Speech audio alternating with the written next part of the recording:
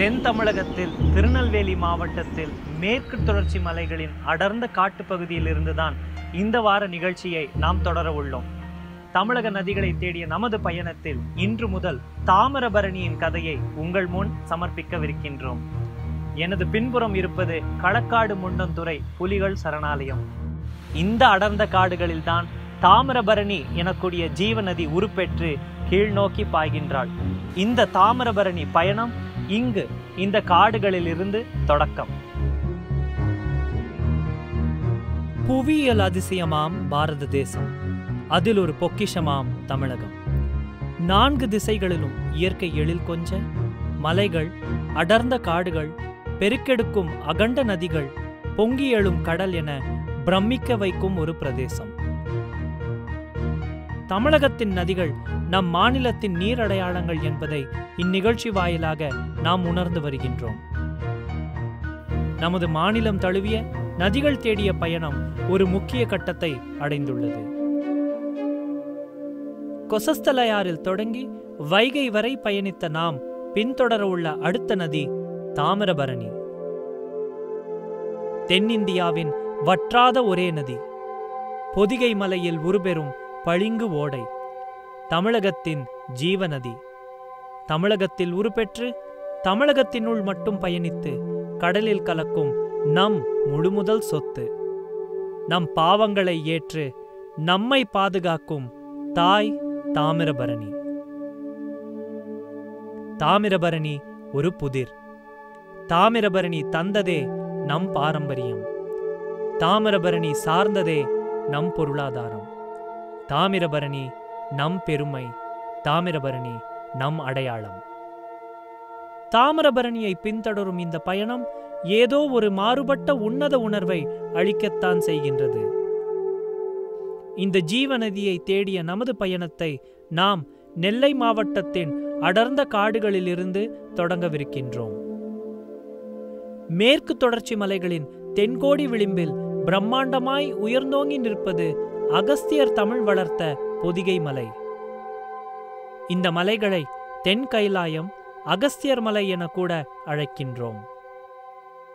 சங்கிலி தொடராய் உயர்ந்த மலைகள், மேகங்கள் முட்டும் பாறைகள், ஆங்காங்கே நீர்வீழ்ச்சிகள், அதிலிருந்து உருண்டோடும் பளிங்கு ஓடைகள் என இந்த பொதிகை மலை காடுகள் காண கிடைக்காத ஒரு அபூர்வம். இந்த அடர்ந்த காடுகளில்தான் நதிகளின் நாயகியாம் தாமிரபரணி உருபெறுகிறாள். பாதுகாக்கப்பட்ட இந்த வனப்பகுதியில் பெய்யக்கூடிய மழை பெருக்கெடுக்கும் நதியாக மாறுவது இங்கு காரையாற்றில்தான்.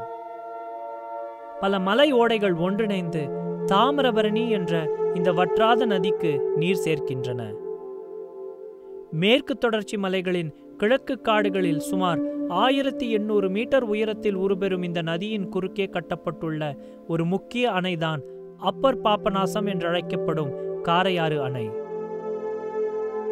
அகத்திய மலை குன்றுகள் ஒருபுறம், பானதீர்த்தம் அருவி ஒருபுறம், அந்த நீர் வந்து சேரும் இந்த காரையாறு அணை மறுபுறம் என்று 143 அடி வரை நீர் தேக்கக்கூடிய இந்த பிரம்மாண்ட அணை அமைந்துள்ளது ஒரு ரம்யமான பகுதியில்.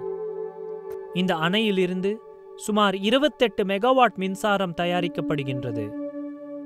அது மட்டுமின்றி இங்கிருந்து வெளியேற்றப்படும் தாமிரபரணி நீர்தான் நெல்லை, தூத்துக்குடி மாவட்டங்களின் விவசாயத்தின் மூலதனமே.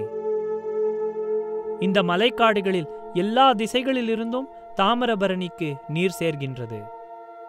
அப்படி வடக்கு திசையில் ஒன்றிணையும் சிற்றாறுகளின் நீர் தேக்கப்படுவது சேர்வலாறு அணையில்தான். காரையாறு அணை பல கட்டங்களாக சுதந்திரத்திற்கு முன்பே 1944 இருந்து பகுதி வாரியாக செயல்பாட்டிற்கு வந்தது. சேர்வலாறு அணையோ 1986 தான் பயன்பாட்டிற்கே வந்தது. இந்த சேர்வலாறு அணையும் கூட மின் உற்பத்திக்கு ஒரு முக்கிய ஆதாரம். சுமார் 156 அடி வரை இந்த அணையில் நீர் தேக்க முடியும். இதனால் இது தமிழக அணைகளில் அதிகம் நீர் தேக்கக்கூடிய ஒரு அணையும் கூட. காரையாறு அணையில் இருந்து வெளியேறும் தாமிரபரணி நீர் மலைக்காடுகள் வழியே பயணித்து அடுத்து வந்தடைவது அருள்மிகு சொரிமுத்து ஐயனாறு திருக்கோவிலை. அடர்ந்த காடுகளில் புலிகள் சரணாலயத்தின் மத்தியில் அமைந்துள்ளது இந்த திருத்தலம். ஐயன் என்ற தமிழ் சொல்லுக்கு தலைவர், காவலர், நம்பிக்கை தருபவர் என பல அர்த்தங்கள் உண்டு. அப்படி காலங்களாகவே மக்களின் நம்பிக்கைக்குரிய தெய்வமாக விளங்குபவர் அருள்மிகு ஐயனார் சுவாமி. இத்திருக்கோவில் ஸ்தலம்தான் ஐயப்ப சுவாமி முதலில் அமர்ந்த ஸ்தலம் என்றும் போற்றப்படுகின்றது. இத்திருக்கோவிலில் பக்தர்களால் பின்பற்றப்படும் ஆன்மீக நேர்த்திக்கடன்கள் அவர்களின் ஏகோபித்த பக்தியின் வெளிப்பாடாக அமைகின்றது. இப்படி பலரின் பக்தி ஒருபுறம் என்றால், இங்கு சுற்றுலா வரும் சிலரின் பொறுப்பற்ற செயலால் இந்த பாதுகாக்கப்பட்ட புலிகள் சரணாலயத்தில் கூட நெகிழி குப்பை ஆங்காங்கே காணப்படுகின்றது. அது மட்டுமின்றி தாமிரபரணி நீரை அசுத்தம் செய்யும் விதமாக சுற்றுலா பயணியர் சிலர் நடந்து கொள்வது மலைவாழ் மக்களையும் ஐயனார் சுவாமி பக்தர்களுக்கும் மன உளைச்சலை ஏற்படுத்துவதாக அமைந்துள்ளது. இந்த மலைகள்தான் சிறப்பாக பாதுகாக்கப்பட்டு வரும் களக்காடு முண்டந்துறை புலிகள் சரணாலய காடுகளில் ஒரு பகுதி. எளிதில் யாராலும் இங்கு நுழைந்துவிட முடியாது. பாபநாசம் அருகே நுழைவாயிலில் வனத்துறையினரின் சோதனைக்கு பின்பே அனுமதிக்கப்பட்ட நேரத்திற்கு இந்த காடுகளுக்குள் எவராலும் வந்து செல்ல முடியும். கட்டுப்பாடுகளை விளக்கியும் கூட சுற்றுலா வரும் சிலர் இந்த காடுகளில் மது அருந்தி கண்ணாடி கோப்பைகளை ஆங்காங்கே உடைப்பது, நெகிழித்தட்டில் உணவு அருந்தி அந்த குப்பையை காட்டில் விடுவது, வன உயிரினங்களை அச்சுறுத்துவது என இந்த இயற்கை வளத்தை அழிக்கும் செயல்களில் ஈடுபடுகின்றன. பாதுகாக்கப்பட்ட புலிகளின் இருப்பிடத்தை இப்படி மாசாக்குவதா என இயற்கை ஆர்வலர்களும், எத்தனை முறை விளக்குவது, என்னதான் செய்வது என வனத்துறையினரும், சாஸ்தா அருள்மிகு ஐயனார் சுவாமி வாழும் காடுகளை இப்படி இழிவுபடுத்துவதா என பக்தர்களும் கவலை கொள்கின்றன. இந்த காடுகளுக்குள் வரும் ஒவ்வொருவரும் இது நம் ஜீவநதியின் பிறப்பு காடு என்பதை உணர்ந்து வனத்துறையினரின் அறிவுரையை ஏற்று பக்தர்களின் நம்பிக்கைக்கு மதிப்பு கொடுத்து இந்த காடு மற்றும் நதியை மாசுபடுத்தாமல் பாதுகாக்க வேண்டும். தாமிரபரணியின் நதி ஓட்டம் வெறும் 128 கிலோமீட்டர் தான் என்றாலும் தொடங்கிய சிறு தொலைவிலேயே இந்த நதி நம்மால் அனுபவிப்பது ஏராளம். காரையாறு, சேர்வலாறு, முண்டந்துறை கடந்து இந்த நதி மலைகளில் இருந்து இரக்கம் கண்டு அடுத்து வந்தடைவது அகஸ்தியர் அருவியை.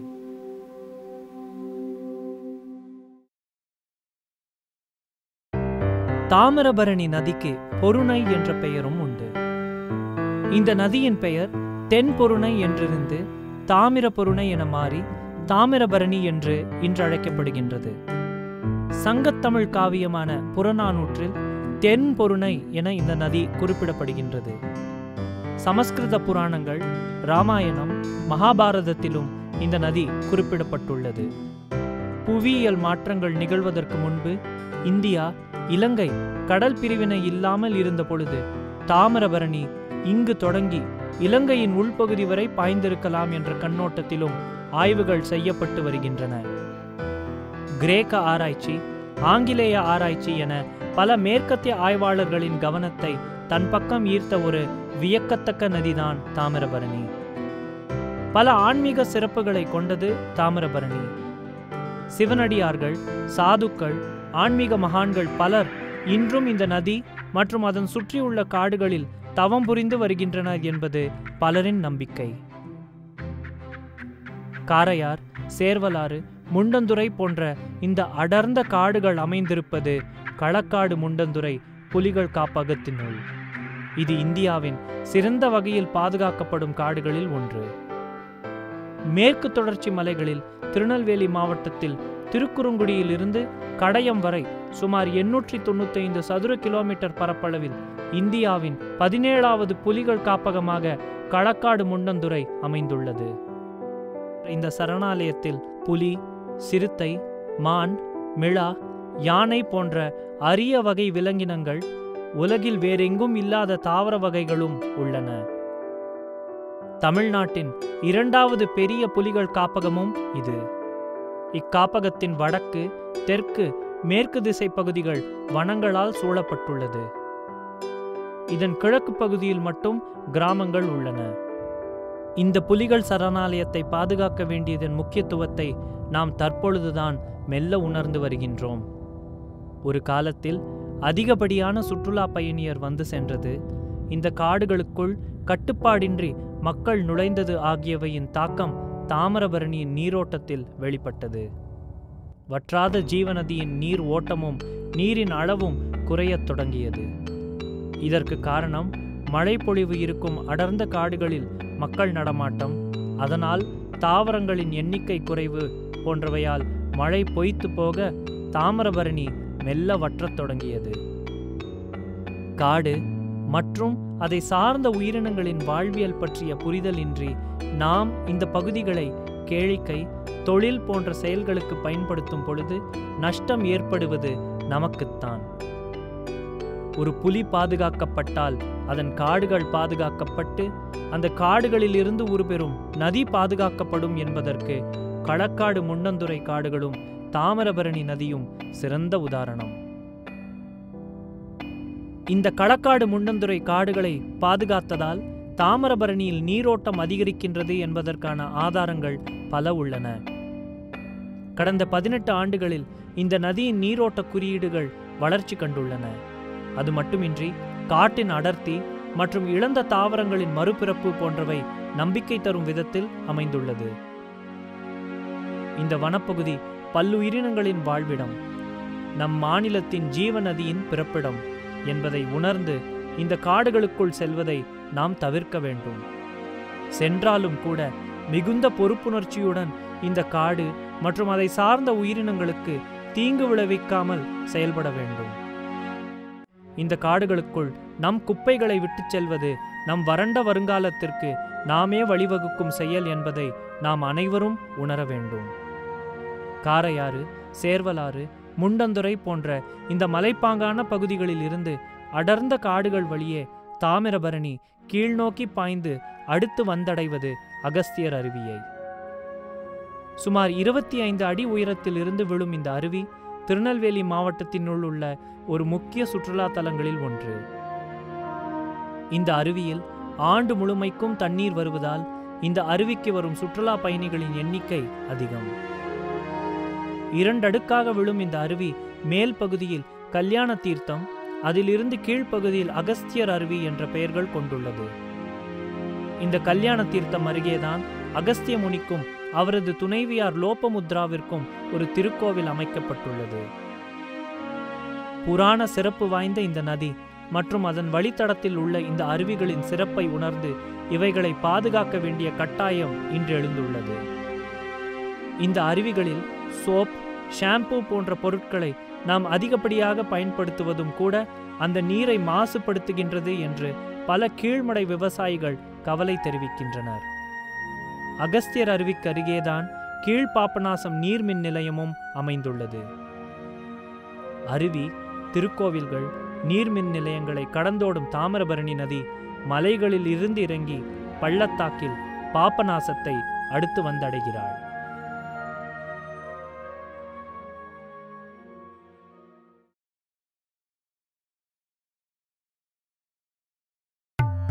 புராணங்களின்படி கைலாயத்தில் சிவபெருமானுடைய திருக்கல்யாணத்தை தரிசிக்க சென்ற தேவர்கள், முனிவர்கள் முதலியோர் கூட்டத்தை தாங்க மாட்டாது வடதிசை தாழ்ந்து தென்திசை உயர அதை சமன் செய்யுமாறு திருவுளங்கொண்டு அகத்திய முனிவரை அழைத்து தென் திசைக்கு ஏகும்படி சிவபெருமான் கட்டளையிட அவ்வாணையின்படியே பொதிகை மலைக்கு எழுந்தருளிய அகத்தியருக்கு கைலையிலிருந்து தம்முடைய திருக்கல்யாண கோலத்தை காட்சி கொடுத்தருளியது பாபநாசம் என்னும் இத்திருத்தலத்தில்தான் என கூறப்படுகின்றது.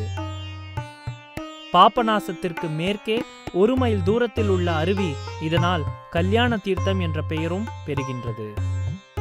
பாபநாச திருத்தலம் நவ கைலாயங்களில் முதன்மையானது. அகத்திய முனிவரின் சீடரான உரோசம முனிவர் சிவமுக்தி நிலையை வேண்டி சிவபெருமானை வணங்கினார். சிவபெருமானின் கட்டளைப்படி அகத்திய முனிவரும் உரோசம முனிவருக்கு தாமிரபரணி சங்கமிக்கும் இடத்தில் நீராடினால் வேண்டியது கிடைக்கும் என்று 9 மலர்களை கொடுத்து, இந்த மலர்கள் ஒவ்வொன்றும் எங்கெங்கு கரை சேர்கின்றதோ அவ்விடங்களில் லிங்க வழிபாடு செய்யுமாறு அறிவுறுத்துகிறார். பின்னர் தாமிரபரணி சங்கமமாகும் இடத்தில் நீராடினால் எண்ணம் ஈடேறும் என்றும் உரோசம முனிவரிடம் அகத்தியர் கூறினார். உரோசம முனிவரும் தன் குருவின் வழிகாட்டுதலின்படியே செய்ய முதல் மலர் பாபநாசத்திலும், இரண்டாவது மலர் சேரன் மகாதேவியிலும், மூன்றாவது மலர் கோடகநல்லூரிலும், நான்காவது மலர் குன்னத்தூரிலும், ஐந்தாவது மலர் முரப்ப நாட்டிலும், ஆறாவது மலர் ஸ்ரீவைகுண்டத்திலும், ஏழாவது மலர் தென் திருப்பேரையிலும், எட்டாவது மலர் ராஜபதியிலும், ஒன்பதாவது மலர் சேர்ந்த பூமங்கலத்திலும் நின்றது. இவ்வாறு வைத்து வழிபட்ட இடங்களில்தான் நவ கைலாயங்கள் தோன்றின. நவகிரகங்கள் 9 என்ற கணக்கின்படி இவ்வொவ்வொரு தலமும் ஒவ்வொரு கிரகத்திற்கென சிறப்பை பெற்றது. அதன்படி முதன்மை திருத்தலம் பாபநாசம் சூரிய பகவானுக்கென ஆனது. பாபநாசம் திருக்கோவில் சிவவடிவான லிங்கமானது நவகோள்களில் ஒன்றான சூரிய தேவனின் அம்சமாகவும் கருதப்படுகின்றது. கைலாயநாதரை முதன்மை கடவுளாக கொண்டு நவகோள்களுக்குரியவையாக தாமிரபரணி ஆற்றங்கரையில் அமைந்துள்ள நவகைலாய கோவில்களின் வரிசையில் முதலாவதான இக்கோவில் சூரியனுக்குரியதாகும். மதுரையை சுற்றியுள்ள பகுதிகளை ஆண்ட சந்திரகுல பாண்டியர் என்ற பாண்டிய அரசரால் இத்திருக்கோவிலின் நடுக்கோவிலும் விமானமும் கட்டப்பட்டது என்றும், மதுரை நாயக்க வம்சத்தை சேர்ந்த வீரப்ப நாயக்கரால் யாகசாலை, கொடிமரம், நடராஜர் மண்டபம் கட்டப்பட்டன என்றும் வரலாற்று குறிப்புகள் தெரிவிக்கின்றன. இத்திருக்கோவில் அமைந்திருப்பது தாமிரபரணி ஆற்றங்கரையில். இங்கு நீராடினால் பாவங்கள் கழியும் என்ற நம்பிக்கையில் ஆண்டுதோறும் பல பக்தர்கள் இங்கு வந்து நீராடுவது வழக்கம். திருக்கோவிலிலிருந்து படித்துறை அமைக்கப்பட்டு கல் மண்டபங்கள் நதிக்கரையின் மேல் அமைக்கப்பட்டுள்ளன. பாபநாசத்தில் நீராடினால் பாவங்கள் கழியும் என்ற நம்பிக்கைக்கு அடித்தளமே இந்திர பகவான் இங்கு பாவ விமோச்சனம் பெற்றதுதான். இதனால் இவ்வூருக்கு பாவநாசம் இந்திரகேள கஷேத்திரம் என்றும், இத்திருத்தல இறைவனுக்கு பாபநாசநாதர் என்றும் பெயர் சூட்டப்பட்டது. சம்பந்தர், அப்பர் ஆகியோரால் பாடல் பெற்ற இத்திருத்தலம் மலையடிவாரத்தில் நதிக்கரையோரமாக அழகிய கட்டிடக்கலையுடன் பிரம்மாண்டமாய் காட்சியளிக்கின்றது. தாமிரபரணியின் பயணம் மலைகளில் இருந்து சமவெளி பகுதியை அடைவதும் இங்கு பாபநாசத்தில்தான். அருவிகளில் இருந்து கீழ்ப்பாயும் நதியின் குறுக்கே தலையணையில் சிறு ஓடைகள் இந்நதியிலிருந்து பிரிந்தோடுகின்றன. பெரும்பகுதி நீரை சுமந்தபடி தாமிரபரணி நதி பாபநாசம் திருக்கோவில் கடந்து தென்கிழக்கே பாய்வது ஆலடியூரை நோக்கி. தலையணையில் இருந்து பிரிந்தோடும் தாமிரபரணியின் ஒரு கிளை வாய்க்கால் விக்ரமசிங்கபுரம் ஊரை கடந்தோடுகின்றது. தாமிரபரணியின் நீரை சுமந்து வரும் ஒரு நன்னீர் ஓடை என்ற சுவடே இன்றி கழிவு நீர் கால்வாயாக இது இன்று காட்சியளிக்கின்றது. முன்பொரு காலத்தில் சுத்தமான சத்தான தாமிரபரணி நீரை இவ்வோடை வழியே கீழ்மடை விளைநிலங்களுக்கு எடுத்துச் சென்றனர். அது மட்டுமின்றி வழிநெடுகிலும் குளங்கள் அமைத்து ஆங்காங்கே நீர்த்தேக்கியும் வைத்தனர்.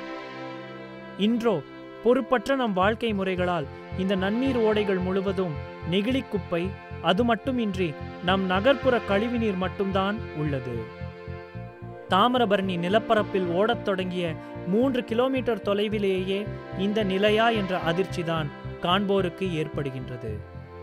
பின்புறம் ஓங்கி நிற்கும் மலைகளில் உருப்பெறும் இந்த நதியை சற்றும் மதிக்காமல் கேளிக்கை சுற்றுலா, ஆன்மீக சுற்றுலா என பல கோணங்களில் நாம் அசுத்தம் செய்து வருகின்றோம். நம் பாவங்களை கழிக்க நதிகளில் நாம் அணிந்திருக்கும் துணியை விட்டுச் செல்வதென்பதே பாவம் என்பதை நாம் உணர வேண்டும். இந்த அருவிகளில், நதி கால்வாய்களில் எண்ணற்ற சோப்பு பயன்பாட்டினால் நீரின் தரம் பெரிதும் மாசடைந்து வருவதையும் நாம் உணர வேண்டும். தாமிரபரணி நம் அடையாளம், நம் பெருமை. இந்நதியை புரிந்து காப்பதென்பது நம் கடமை. வற்றாத இந்த ஜீவநதி நம் நீர் அடையாளம் என்பதை உணர்ந்து புராணங்கள் புகழும் இந்த புண்ணிய நதியை போற்றி பாதுகாப்போம். பாபநாசத்தில் இன்று முடியும் நமது தாமிரபரணி பயணம் அடுத்த வாரம் தொடங்குவது மணிமுத்தாறு, அம்பாசமுத்திரம், கல்லிடைக்குறிச்சியில் இருந்து.